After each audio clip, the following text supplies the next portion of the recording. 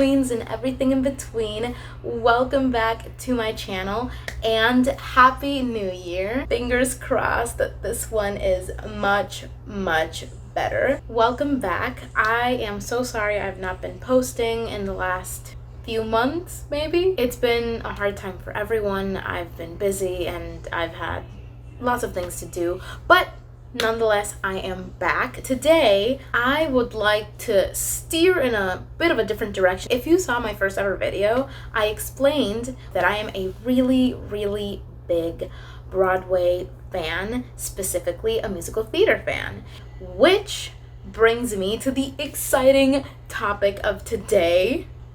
Can you guess what it is? Remy, the Ratatouille, the rat of all my dreams, is the Ratatouille, the TikTok musical. I know, TikTok has a huge controversy. Some people love it, some people hate it.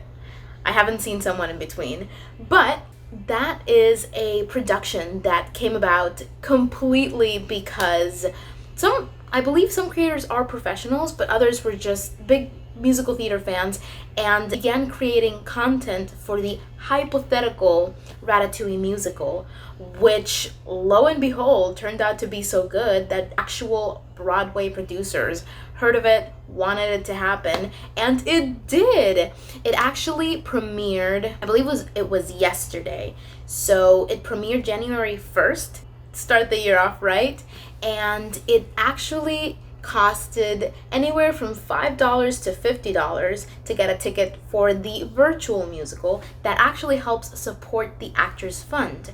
As you all know, many industries had a big crash with the pandemic happening, and among the multiple industries was the theater industry. So a lot of actors, producers, musicians were kind of stuck in their homes not doing much. So this musical came about and they had a great cast, in my opinion, but we will get to that in a second. Let's begin talking about the musical itself. So, if you've ever seen the Ratatouille movie, the musical covers the same story. I began following the musical ever since the first song surfaced. It was meant to be a joke, hence the Remy, the Ratatouille, the rat of all my dreams, right?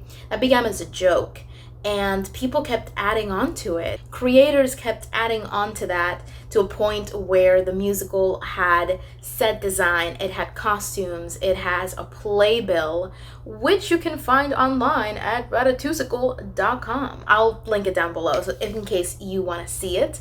I had the privilege of seeing it this morning, and I thought I have to give my review because I thought it was so creative and honestly so good in lieu of what we have available. So right off the bat, the musical starts with kind of an echo of that Remy the Ratatouille song, and so we leap into the songs, which are the overture. We start right off with Anyone Can Cook. We go on to Trash Is Our Treasure, and the songs tell the story, as well as Remy, who is played by the incomparable Titus Burgess. I really hope I'm saying that right. I first heard him as Sebastian in The Little Mermaid, the musical, and I think he is just great. And he plays Remy, who not only sings, but kind of narrates the story and catches you up to date on what's happening, what happened from the last song to the next song, and shares his big dream with all of us. And I think that was great. Speaking of great people, great actors, this show brought on board some fairly big names in the theater community, such as Ashley Park, Andre DeShields, I wanted to see the musical anyway. However, when I heard that Andre DeShields was on board, I was like, hands down, I need to see this. This is no longer a want, this is a necessity. Andre DeShields has the role of Ego, who he played wonderfully, may I point out. The cast includes Titus Burgess, Andrew DeShields, Adam Lambert, Wayne Brady, Kevin Chamberlain, and Andrew Barth. I also hope I'm saying those names right.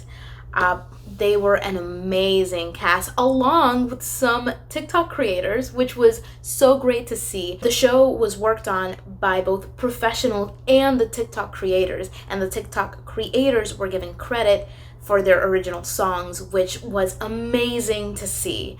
That was just so great. Moving on to some of my favorite songs, I have to say Trash Is Our Treasure was one of my favorites. That is when Django, which is Remy's dad, is explaining to him why their community is so important and so treasured, what the beauty is in their trash, right?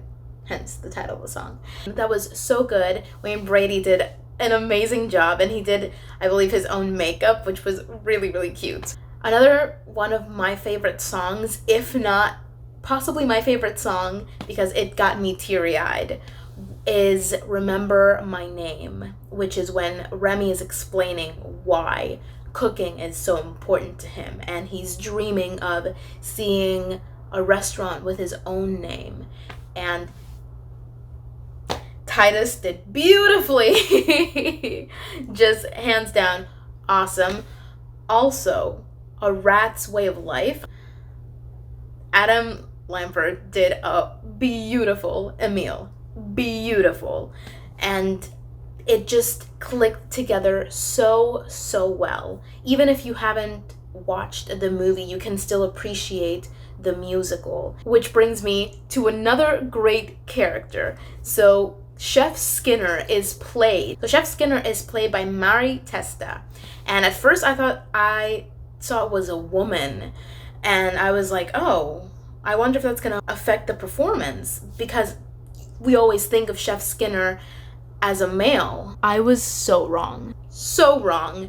She could not have been better cast. She did amazing. She was funny. She was the accents, the linguini. It was perfect. It was so enjoyable. Which brings us to the next character, Linguini.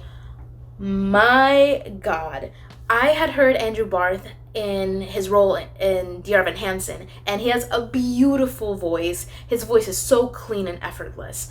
But on top of that, he did he nailed Linguini on the head, just nailed it, because it was seeing the animation come to life, the awkwardness, the intonation of how Linguini pronounces things, the way he says "little chef," it was just marvelous. Andrew Barth brought to life the exact Linguini you would hope for. I think that the music was great.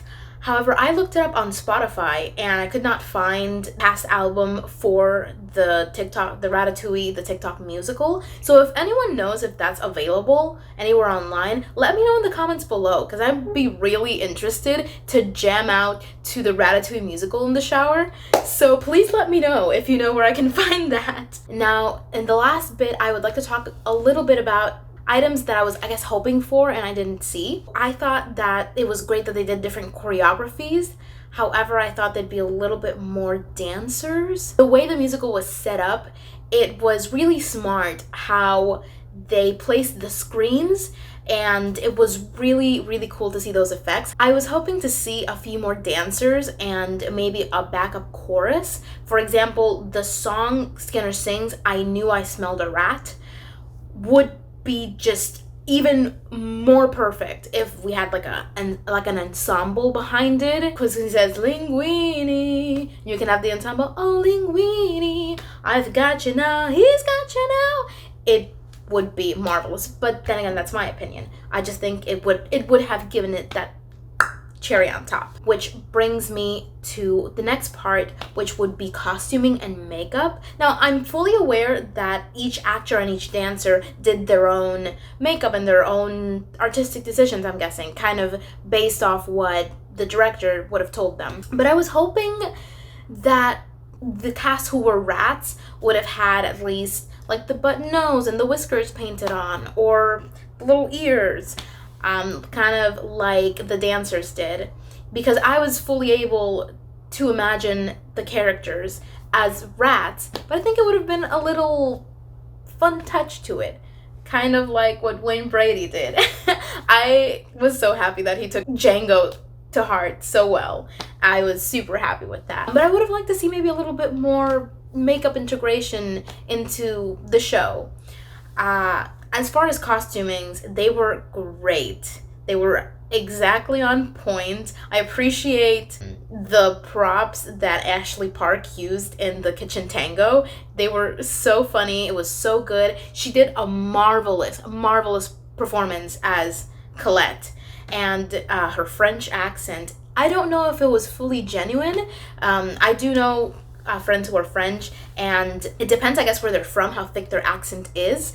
But I found her accent believable and just fun, because it's meant to be an animated type of show. Like, it's not meant to be real. We're talking about cooking rats.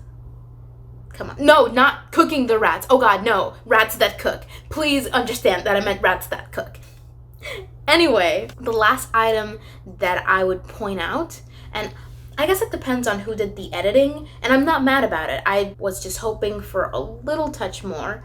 When Remy first surfaces onto the roof and he sees that he's been under Paris all this time, I was hoping for the background to be, I guess, a bit more enchanting, a bit more sparkling. I don't know how to put it, because it did look like a beautiful sunset in Paris by the Eiffel Tower, which was great. But if you've seen the movie, when Remy is on the roof and the camera kind of pans over him and we see the sparkling lights of all of Paris, I guess I was kind of hoping for that. But regardless, the show was done beautifully.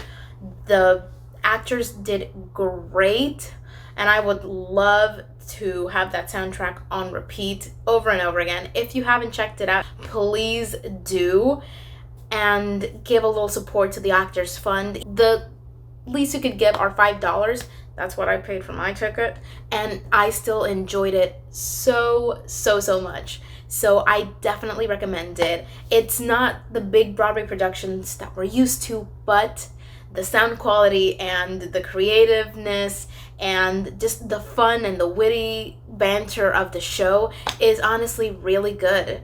So I recommend you check it out and support actors and producers and musicians who did beautifully. So thank you so much for giving me a little bit of your time and watching this video. I hope you enjoyed it, and I apologize that it's not my typical book content, but I hope you enjoyed my little review, and I will hopefully see you in my next video. Have a great day, everyone. Mwah.